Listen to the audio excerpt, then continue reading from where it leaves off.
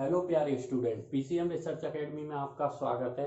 और आज हम क्लास 11 फिजिक्स का लेक्चर नंबर 4 लेके आए हैं न्यूमेरिकल सीरीज का। 2 क्वेश्चन करेंगे, अच्छे क्वेश्चन है, अलग टाइप के क्वेश्चन है। अब तक जितनी न्यूमेरिकल सीरीज हुई है उनसे थोड़ा अलग टाइप के क्वेश्चन है। तो पहला क्वेश्चन दे रखा है, the distance covered by a particle in time T. ठीक है, particle time T x is equal to a plus B T plus C T square plus D T cube दे रखा है, ये गिवन है। Find the dimension of A B C and D. A B C D की हमें dimension find करनी है। ठीक, डिस्टेंस कवर्ड यानी ये डिस्टेंस है मेरी, टी मेरा टाइम है, टी क्या है, टाइम है। जब मुझे ये पता लग गया है ये डिस्टेंस है, ये टाइम है, अब मुझे ए और बी सी डी की डायमेंशन फाइंड करनी है। तो पहले पार्ट में ए की निकालते हैं, ए इज इक्वल टू किसके होगा, एक्स के, तो इसकी डायमेंशन आएगी मेरी L. X is equal to A तो इसकी dimension L. B T is equal to x के रखेंगे अब, तो x is equal to B T. Second के लिए बी निकालना है तो B is equal to x upon T. X की एल, इसकी टी, तो इसकी डायमेंशन बनेगी L T minus one. B की डायमेंशन क्या निकल के आएगी, एल टी माइनस वन। अब सी टी स्क्वायर की निकालनी है, सी की, तो x बराबर C T square, C is equal to x upon T square, तो इसकी l इसकी टी स्क्वायर, तो इसकी डायमेंशन क्या होगी, एल टी माइनस टू निकल के आएगी। इसकी डायमेंशन क्या निकल के आएगी, एल टी माइनस टू। अब हमें डी टी क्यू की निकालनी है, तो x is equal to D T Q के होता है। यहां से d की डायमेंशन निकालनी थी, तो x अपॉन टी का क्यू, तो इसकी हो जाएगी एल अपॉन टी का क्यू, तो एल टी माइनस थ्री।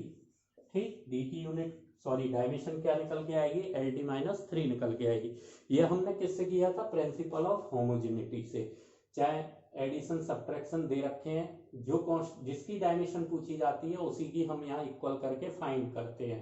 अगर हमसे पूछे ए इंटू बी की डायमेंशन क्या होगी, तो इसका मल्टीप्लाई कर लेंगे। ए अपॉन बी की क्या होगी, तो डिवाइड कर सकते हैं। ठीक है, अब सेकेंड क्वेश्चन, सेकेंड पढ़ते हैं। When a solid sphere moves through a liquid, the liquid opposes, यानी अपोजेज कर रहा है किसका, motion with a force F, यानी माइनस लगेगा भाई, अपोजेज कर रहा है मोशन तो माइनस आएगा।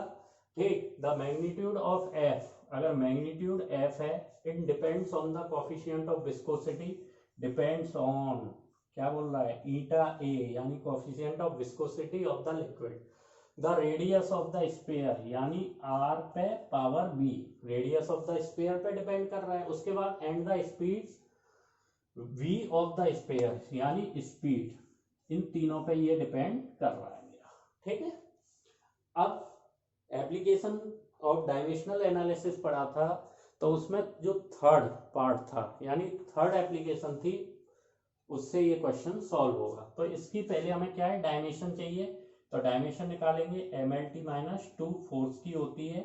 ठीक, अब इनवर्सली प्रोपोर्शनल है तो इक्वल टू माइनस का के ए लिख सकते हैं, क्योंकि अपोज कर रहा है इसलिए अभी कुछ नहीं लिख रहे, कांस्टेंट ले नहीं रहे हैं हम। ईटा, ईटा की जब डायमेंशन निकालते थे तो इसके लिए एक फॉर्मूला यूज कर सकते हैं हम, जब भी कोफिशिएंट ऑफ विस्कोसिटी की बात करेंगे तो कोफिशिएंट ऑफ विस्कोसिटी निकालने के लिए हमें एक ना एक किसी फॉर्मूले की रिक्वायरमेंट रहती है। ठीक, अब फॉर्मूला क्या था, F equal to minus eta A DV upon D X. Coefficient of viscosity निकालने के लिए इस फॉर्मूले का हम यूज करते हैं। अब यहां से ईटा निकालना है, तो ईटा इजिकल टू क्या हो जाएगा, एफ इंटू डी एक्स, ठीक है, डीवी इंटू ए, ये निकल के आएगा।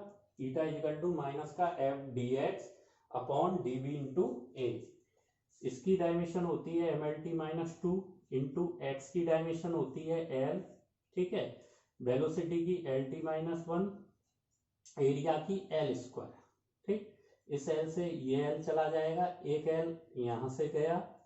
ठीक, अब ये बनेगा आपका एम, एक एल बचा हुआ है नीचे, तो एल इनवर्स टी प्लस का वन हो जाएगा, तो ये T minus one, M L minus one T minus one. Dimension किसकी आ गई, कोफिशिएंट ऑफ विस्कोसिटी की जो डायमेंशन निकल के आई, ये हमारी कोफिशिएंट ऑफ विस्कोसिटी। रेडियस की एल ही रहती है, वेलोसिटी की पता ही है, स्पीड की एल टी माइनस वन सी। ठीक, ये हमने डायमेंशन लिख ली। अब हम इसको कंपेयर करेंगे आपस में। एम किस में केवल एक ही है, तो m इजिकल टू 1 के आएगा, m इजिकल टू 1। अब l देखेंगे, l किस किस में आ रहा है, minus A plus B plus C is equal to 1 के। t किस किस में है, minus A minus C is equal to minus का 2। ठीक है, t की वैल्यू अगर कंपेयर करोगे ये -2 है, ठीक, तो -1 यानी माइनस ए। उसके बाद देखोगे c में आ रहा है तो -1 यानी माइनस सी, तो minus A minus C is equal to -2 के। इससे कंपेयर करते हैं इसकी पावर से। अब इसको सॉल्व करेंगे तो a की वैल्यू हमें मिल चुकी है 1 है। अब यहाँ से c की निकाल सकते हैं, -1 minus C is equal to -2, minus C is equal to -2। इस -1 को इधर लाएंगे तो ये प्लस का 1 होगा, ठीक, तो माइनस सी इजिकल टू किसके आएगा, -1 के ही आएगा। माइनस से माइनस कैंसिल कर देंगे तो c इजिकल टू किसके आ जाएगा, यहाँ पे 1 के आ जाएगा। c इजिकल टू किसके आएगा, हमारा 1 के आएगा। ठीक, a की वैल्यू मिल चुकी है मुझे, c की मिल गई। अब सेकंड इक्वेशन में रखेंगे, ये 3 इक्वेशन थी, इनको हमने सॉल्व किया। ठीक, अब सेकंड इक्वेशन में रखेंगे तो -1 प्लस बी, सी की वैल्यू 1 है, इजिकल टू 1। ठीक, इसको इधर ले जाएंगे तो b प्लस 1 इजिकल टू क्या होगा, 1 प्लस 1, -1 है, इधर जाएगा तो प्लस का 1 बचेगा, तो b इजिकल टू लिख सकते हैं इसको 2 - 1 इजिकल टू 1।